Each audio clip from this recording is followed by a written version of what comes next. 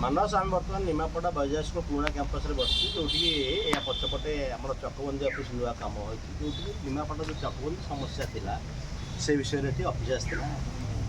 ଯେଉଁ not final ଆମର ଅଧିକା ପାଟପୁର ମୌଜା ପ୍ରାୟ ପାଖାପାଖି 70-90 ବର୍ଷ ହେବ ହୋଇଥିଲା ତାର ସମାଧାନ ହେବ ବୋଲି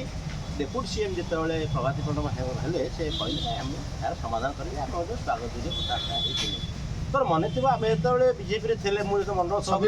ଆମେ ମୁଁ ଯେତେବେଳେ ମଣ୍ଡଳ ସଭାପତି ଥିଲେ ଆମେ ସେଇ ନଟ୍ ଫାଇନାଲ୍ ପାଇଁ ଆନ୍ଦୋଳନ ମଧ୍ୟ କରିଥିଲେ। ଦସ୍ତଖତ ଅଭିଯାନ ବହୁତ ଆନ୍ଦୋଳନ ତହସିଲରେ ବସିଥିଲେ ବହୁତ ଆଜିର ଉପମୁଖ୍ୟମନ୍ତ୍ରୀଙ୍କ ନେତୃତ୍ୱରେ ଆମେ ଶେଷରେ କରୁଥିଲେ।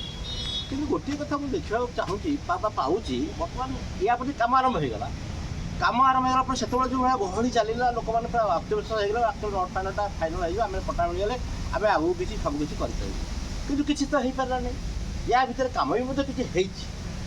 ପାଟପୁର ମୌଜାର କାମ କିଛି ଆରମ୍ଭ ହେଇନାହିଁ ସେ ସରିଲା। ଅଣ୍ଡିଆ ମୌଜାର ପଟା ମିଳିବ ବୋଲି ପ୍ରଭାତୀ ପରିଡ଼ା ବା ସରକାର ନିଜେ କହିଲେ ତରଫରୁ ନୋଟିସ୍ ହେଲା କି ଏଇ ଦିନ ଏତିକି ମୌଜାର ପଟା ବଣ୍ଟା ହେବ ଲୋକମାନେ ଆଗ୍ରହ ଥିଲେ। କିନ୍ତୁ ଆଉ ଗୋଟେ ଦୁଃଖଦ କଥାଟା କ'ଣ ହେଲା 7ଟା ଖାତା ଯୋଉଟା କି ପ୍ରକୃତ ଇସ୍ୟୁ ସେ 7ଟା ଖାତା ମୋ ପାଖରେ ତା ଡିଟେଲ୍ସ ଅଛି ତା ନାଁ ବି 7ଟା ଖାତାରେ ଯୋଉମାନଙ୍କର ମୋର କହିବାର କଥା ଯୋଉମାନଙ୍କର ପ୍ଲଟ୍ ମାନେ ଅଛି ବିଭିନ୍ନ ପ୍ଲଟ୍ ସେମାନେ ଦୁଃଖିତ ତଥାପି ସରକାର ଘୋଷଣା କଲେ ଯେ ସେ 7ଟା ଖାତାକୁ ଯେହେତୁ ସରକାରୀ ଖାତାକୁ ପଳେଇ ଯାଇ ବାଦ ଦେଇକି ଅଲଗା ପଟା ବାଟି ନା କିନ୍ତୁ ସ୍ଥିତି କ'ଣ ମୋ କହିବା ଆଉ ଗୋଟେ କଥା ଏଠି ଆମେ ଆଲୋଚନା କରିବା କ'ଣ ପାଇଁ ଏ 7ଟା ଖାତାକୁ ଆପଣ ସରକାରୀ କରିଦେଲେ। ଏଇ ସରକାର କି ଜୀବନୀ ଭଳି ତ ଆନ୍ଦୋଳନ ଚାଲିଛି ଏଇ ସମସ୍ୟା ଥିଲା ବୋଲି ତ ହେଉଛି ଆମର ନଟ୍ ଫାଇନାଲ୍ ହେଇକି ଅଛି। ଯେଉଁ କଥାଟା ମାନେ ମାନସାଙ୍କର ସମାଧାନ କରିଦେଲେ ଯଦି ଇସ୍ୟୁ ନାହିଁ ସେମାନଙ୍କ ପଟା ବାଣ୍ଟି ଦେବେ ଯେଉଁଗୁଡ଼ା ଜଟିଳ ତାକୁ ସରକାରୀ କରିଦେଲେ। ଆଚ୍ଛା ଏଇ ଯେଉଁ ପ୍ଲଟ୍ ଗୁଡ଼ିକ ଅଛି 40 କଥା 40 67 76 506 507 508 534 ଇଏ ଯେଉଁ ଜମିରେ ଯେଉଁ ଲୋକମାନେ ଘର କରିଛନ୍ତି 40-50 ବର୍ଷ ହେଲାଣି ସେମାନଙ୍କ ଅବସ୍ଥା କ'ଣ କହିଲ। ଆଉ ଗୋଟେ କଥା ବି ତ କହିଦେଉଛି ଏମାନେ ଏଇ ବସତିରେ ଯେଉଁ ଲୋକମାନେ ଅଛନ୍ତି ପୁରୁଖା ଲୋକମାନେ ଆପଣ ଜାଣିଥିବେ ଏଇ ଯେଉଁ ଆମର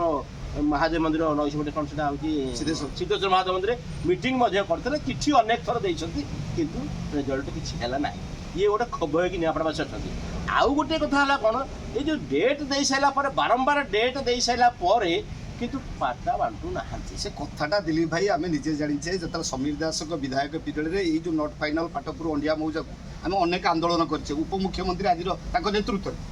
ଦସ୍ତଖତ ଅଭିଯାନ ବହୁତ କଥା କରିଛେ ସବ୍ କଲେକ୍ଟର ପର୍ଯ୍ୟନ୍ତ ଯାଇଛେ ହେଇଛି। କିନ୍ତୁ ଯେତେବେଳେ ନିମାପଡ଼ାକୁ ପ୍ରଥମ ଥର ଇତିହାସରେ ଗୋଟେ ବଡ଼ କ୍ଷମତା ଉପମୁଖ୍ୟମନ୍ତ୍ରୀ ଲୋକ ବି ଉତ୍ସାହିତ ହେଲେ ନିମାପଡ଼ାର ବିଧାୟିକା ଉପମୁଖ୍ୟମନ୍ତ୍ରୀ। ତେଣୁ ବର୍ତ୍ତମାନ ଯେଉଁ ଅଣ୍ଡିଆ ପାଟପୁର ମୌଜା କଥା ଛାଡ଼ିଲେ ଯେଉଁ ଅଣ୍ଡିଆ ମୌଜା ପଟା ବାଣ୍ଟିବେ 7ଟା ସରକାରୀ ଖାତାକୁ ଯେଉଁ ପ୍ଲଟ୍ ଖାତା ପଳେଇ ଯାଇଛି ତା ବାଦେ ତେଣୁ ଆଜି ବର୍ତ୍ତମାନ 18 ଜାନୁଆରୀ ବା 18 ଜାନୁଆରୀରୁ ଫେବୃଆରୀ 2 ତାରିଖ ପର୍ଯ୍ୟନ୍ତ ଚକବନ୍ଦୀ ତରଫରୁ ନୋଟିଫିକେସନ୍ କାହିଁକି ବଣ୍ଟା ଥିବ ଏ କଥାର ସିଧା ଅର୍ଥ ହେଉଛି ଉପମୁଖ୍ୟମନ୍ତ୍ରୀ ଯିଏଠି ବିଧାୟିକା ସେ କେବଳ ସାବାସୀ ନେବାକୁ ସବୁ କଥା ସାଙ୍ଗେ ସାଙ୍ଗେ ଘୋଷଣା କରିକି ଯେମିତି ଧନୁଆ ବନ୍ୟାର ସ୍ଥାୟୀ ପ୍ରତିକାର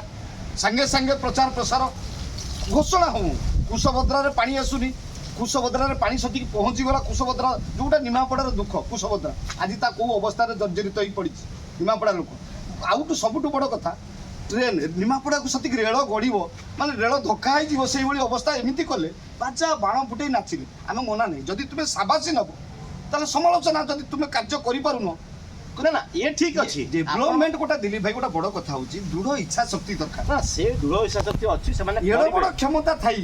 ଯଦି ତୁମେ ନିମାପଡ଼ାର ଏଇ ଯେଉଁ ସମସ୍ୟା ନିମାପଡ଼ାର ଏନ୍ଏସିର ଯେଉଁ ବାସିନ୍ଦା ମାନେ ପାଟପୁର ଅଣ୍ଡିଆ ଯେଉଁ ଦୁଇଟା ବଡ଼ ମୌଜା ଯେଉଁ ଜର୍ଜରିତ ଗୋଟେ ଗରିବ ଲୋକ ମଧ୍ୟ ଜମି ଖଣ୍ଡେ ବିକି ପାରୁନି ତା ଅସୁବିଧା ସମୟରେ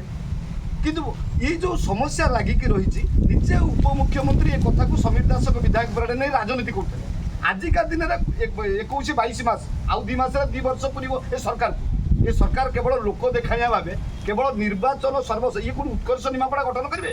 ଲାଜ ଲାଗୁନି ଉତ୍କର୍ଷ ନିମାପଡ଼ା କହିବାକୁ ସେ ଠିକ୍ ଅଛି।